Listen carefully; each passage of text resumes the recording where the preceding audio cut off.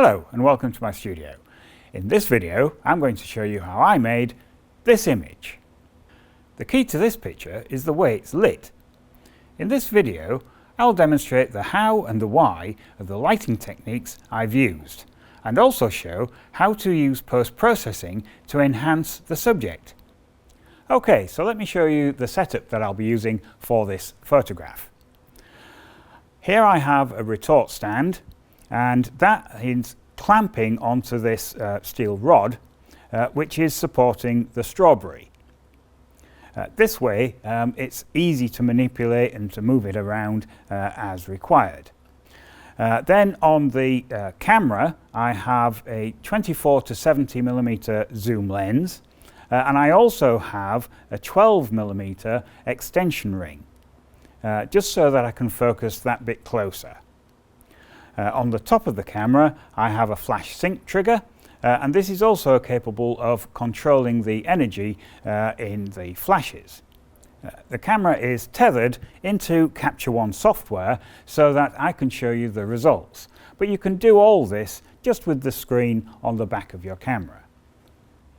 Now for this photograph I'm going to be using Studio Flash, and I don't want any contamination to affect the image from the ambient light that happens to be in the room. So what I'm going to do to start with is just take an image without any flash at all, and we'll just see what happens and what sort of contamination we're getting with the camera settings as they are. There you are. You can make out in this image we're actually getting a reasonable image, and that's just with the house lights in here. But that's not what I want, because this will contaminate and in some cases completely ruin the photograph that you're actually taking. So we just need to have a little look over here at the camera settings. Now I've got the shutter speed set to 1/30th of a second. Now I can increase that to 1/250th of a second, which is the flash sync speed for that camera. So that's going to help. So we'll do that to start with. There we go. And now I'll just take another test. There we are, it's got a lot darker. But also I've got the aperture set to 2.8. Now at 2.8 this is going to be far too shallow a depth of field to do anything useful with. So I'm going to increase that initially to f8, like so. Now with those new settings you can see that we don't get a picture at all, which is exactly what we want. Okay, so with that experiment out of the way, it's time to set up the first of the lights. Here we are then. So initially what I'm doing is I'm just using this small studio head at around about 1/2 meter from the subject, and it's just set at an arbitrary energy level. We'll just take an image and see what sort of result we get.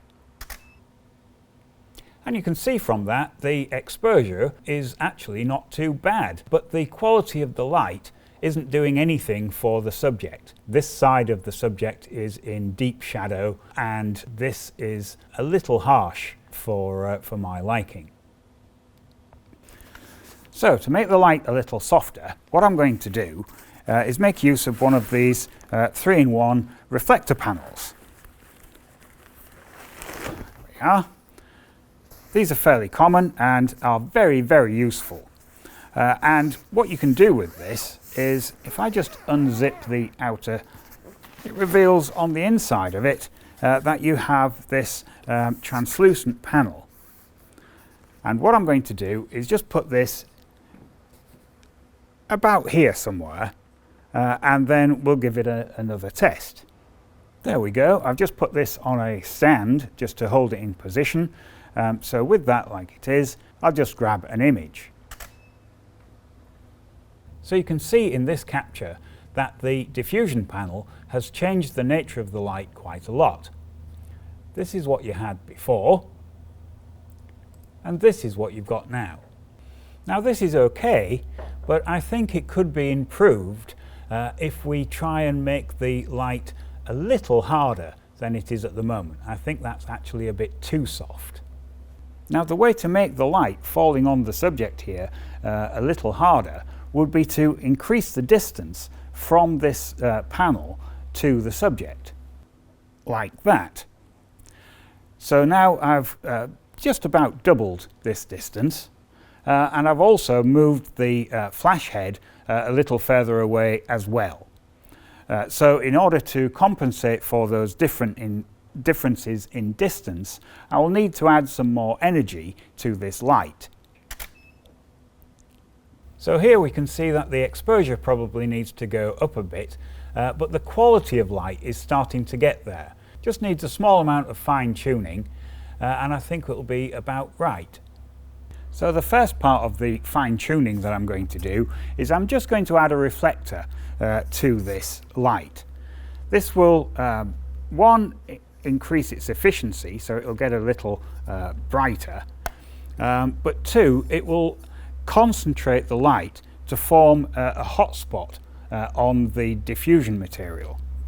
So I'm just going to adjust this to get it into a reasonable position. There we are, something like that. I've just brought this round a little bit so it's a bit further over to one side, and with that in position and an extra stop of energy in the head, we'll grab another image.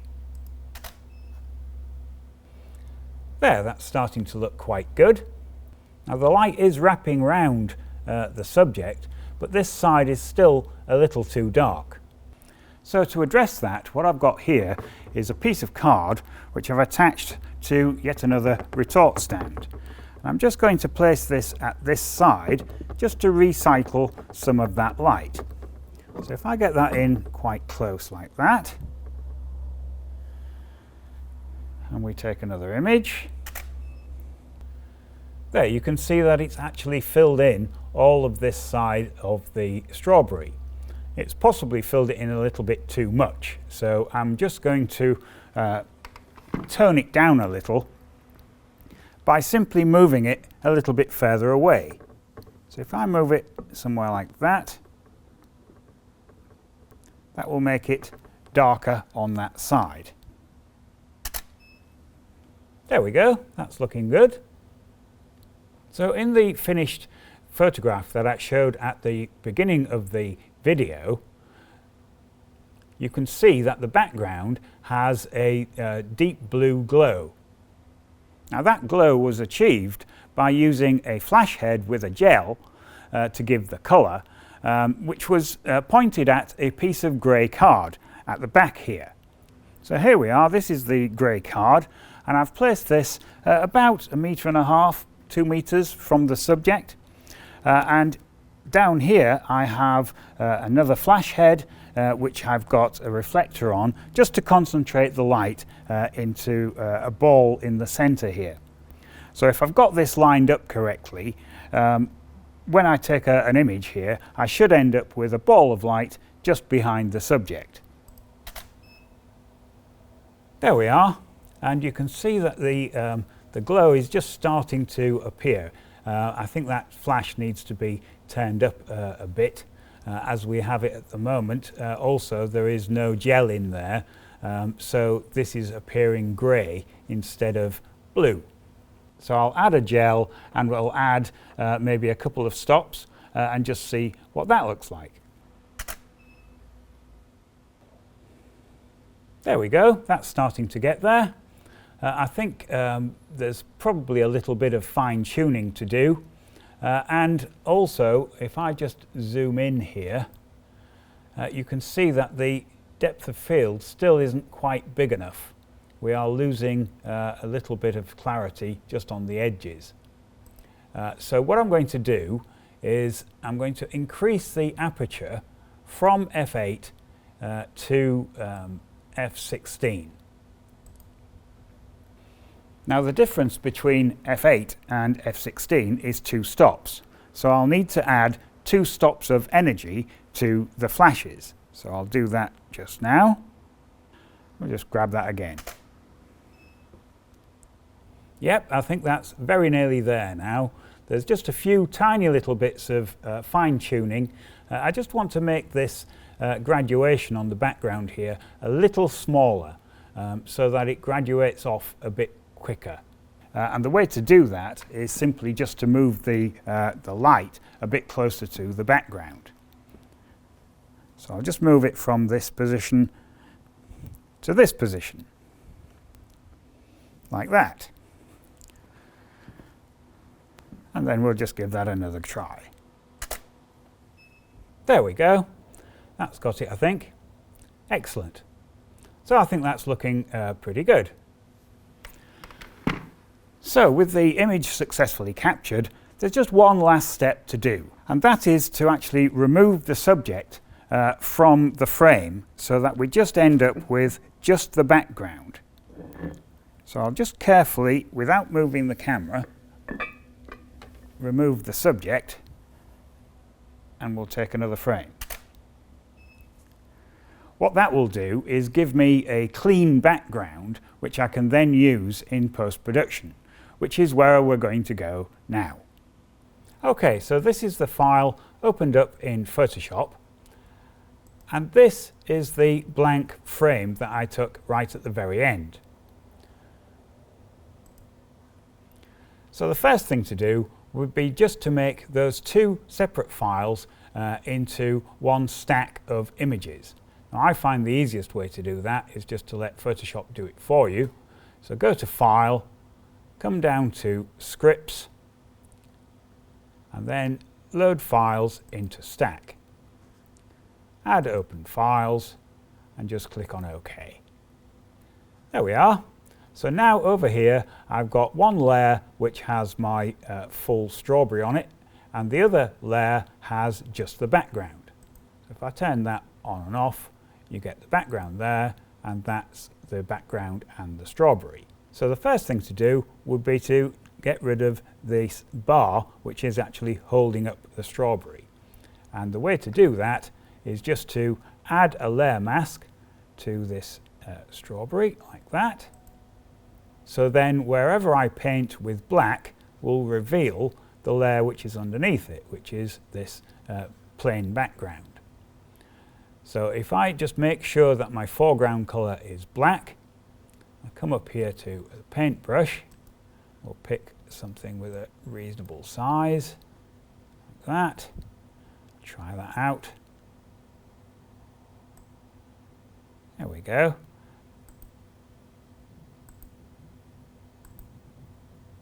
There we are, just like that. Okay, so that's addressed that part of the image. So now we have a floating strawberry. Now the next thing that I'd like to do is just address these bits of leaf at the top here, which have probably seen better days. If we just zoom into those, you can see that they've lost their colour somewhat. So to address that, what I'm going to do is just go onto this layer, and I'm just going to make a duplicate like that. I don't need this mask on that layer. I'm going to have a different mask on that layer. And what I'm going to do is just make a mask which covers this desaturated area of the leaves. And to do that, I'm just going to use the Magic Wand tool. I'll just go to the tolerance up here, and I'll just make that a bit tighter. I'm going to change it from 20 to 10. And I'm just going to sample that area in there. Now holding down the Shift key whilst pressing the mouse will enlarge or add to your selection, like so. Right, so with those bits roughly selected, what I'm going to do now is just click on the layer mask for this new layer, like that, and that will transfer my selection to that layer mask. Now if you actually want to know what that looks like, you just double click it. So I'll do that. There we are. And that has brought up this mask so that we can actually see which bits have been masked out. Now I have a paintbrush in here, and you can edit this. So I can just go through and just change the bits where it hasn't actually quite got it right. Now this bit over here, it's got particularly wrong, so I'm just going to pull this around like that.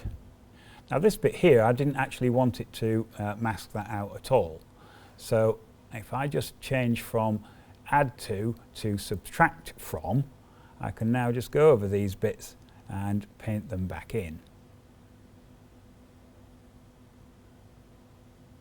Like that.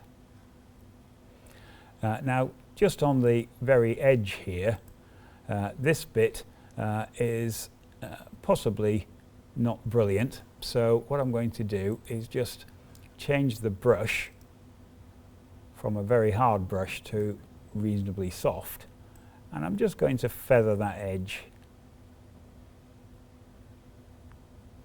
just like that, and just do a little bit of feathering on the very edges of this bit as well. There.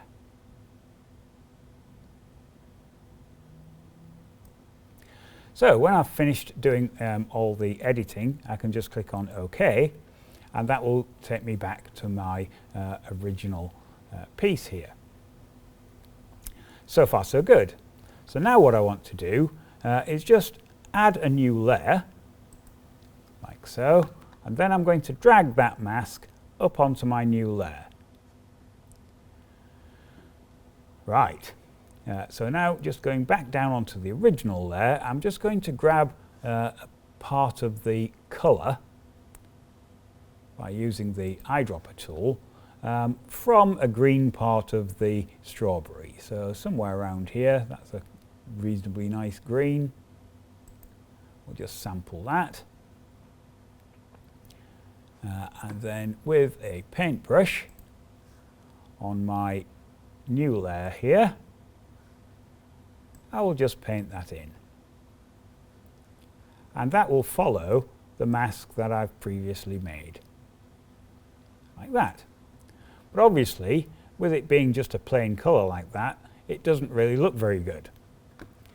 So what you can do is just change the blending mode to just go for the hue. So all it will do is take the colour information and negate everything else. So if I just click on that like that, there we go, and you can see that that has very quickly changed that part of the image. And I think that is a fairly quick way to enhance something like that. Okay, I'll just zoom out a bit, and now we can dispense with this layer that I copied. So I'll just click on the visibility tool there just to get rid of that. And finally, just go for a crop. Now I usually use 16 by 9 because it fits the videos very well. I'll just center that up a little. There we are. Click on OK. So there we have it. So with a little bit of technique on the lighting and some little tips and tricks in Photoshop, you can end up with quite a nice result, I think.